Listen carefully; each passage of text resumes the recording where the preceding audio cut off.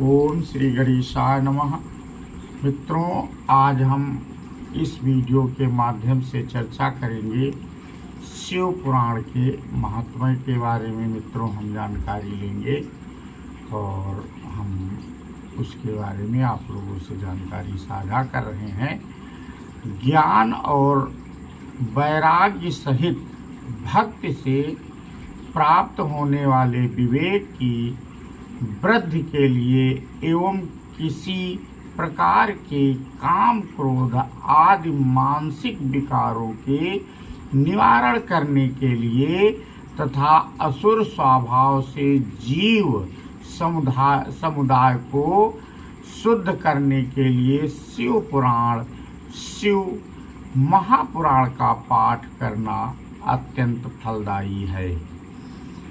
इस कल्याणकारी वस्तुओं में सबसे उत्कृष्ट एवं परम मंगलकारी माना जाता है।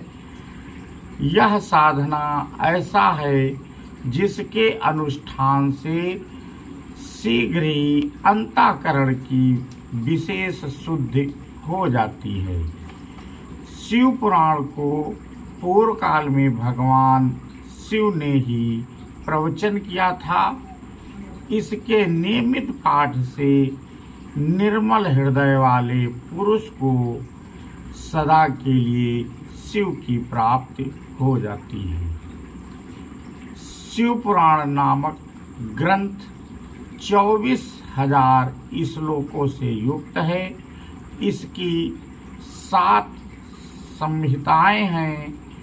मनुष्य को चाहिए कि भक्ति व ज्ञान वैराग्य से संपन्न हो बड़े आदर से इसका श्रवण एवं अध्ययन करना चाहिए। मनुष्य को चाहिए कि वह भक्त ज्ञान और वैराग्य से संपन्न हो बड़े आदर से इसका श्रवण एवं अध्ययन करें। 7 संहिताओं से युक्त यह दिव्य शिव पुराण पर ब्रह्म परमात्मा के समान विराजमान है। और मित्रों, अब इसकी एक कहानी हम आप लोगों से साझा करने वाले हैं।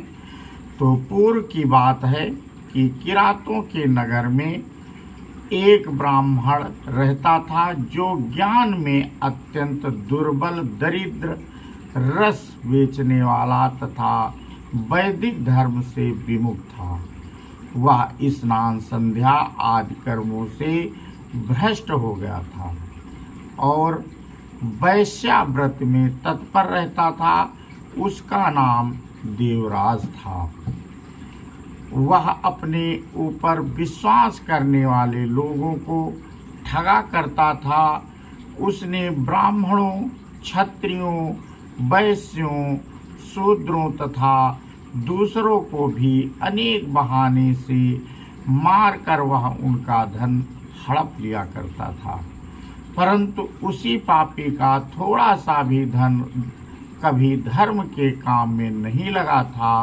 वह वेश्यागामी तथा सभी प्रकार के अत्याचारों से भ्रष्ट था। एक दिन घूमता हुआ वह दैव योग से प्रतिष्ठानपुर झूसी प्रयाग में जा पहुंचा।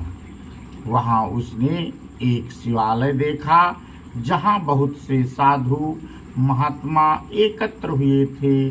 देवराज उस शिवालय में ठहर गया, किंतु वहां उस ब्राह्मण को ज्वर आ गया, यानी बुखार आ गया।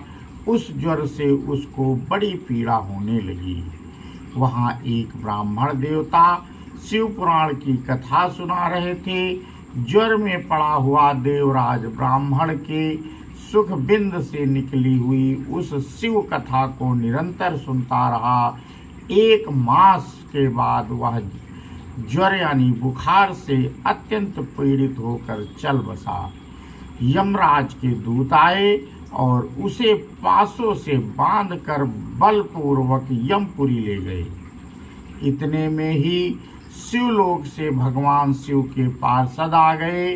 उनके गौर अंग श्वेत अंग कपूर के समान उज्जवल थे, हाथ में त्रिशूल से सुशोभित हो रहे थे। उनके संपूर्ण अंग भस्म से उद्घासित थे और रुद्राक्ष की मालाएं उनके शरीर की शोभा बढ़ा रही थी।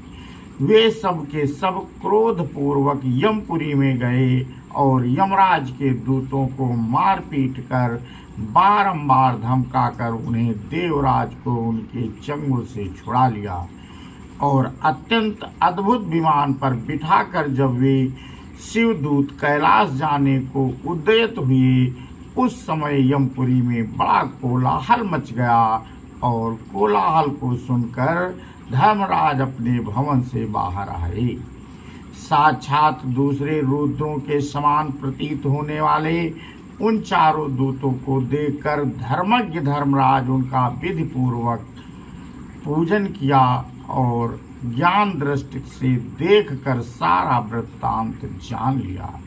उन्होंने भय के कारण भगवान शिव के उन महात्मा दूतों से कोई बात नहीं की पूछी, उल्टे उन सब की पूजा एवं प्रार्थना की। तत्पश्चात वे शिवदूत चले गए और वहां पहुंचकर उन्होंने उस ब्राह्मण को दया सागर सांब शिव के हाथों में दे दिया। तो मित्रों, आज हम ये कथा अपनी यहीं पे समाप्त करते हैं और इसके आगे का भाग हम मित्रों अगले वीडियो में आप लोगों से साझा करेंगे। बोलो भोले भंडारी की जय हो, माँ पार्वती की जय हो।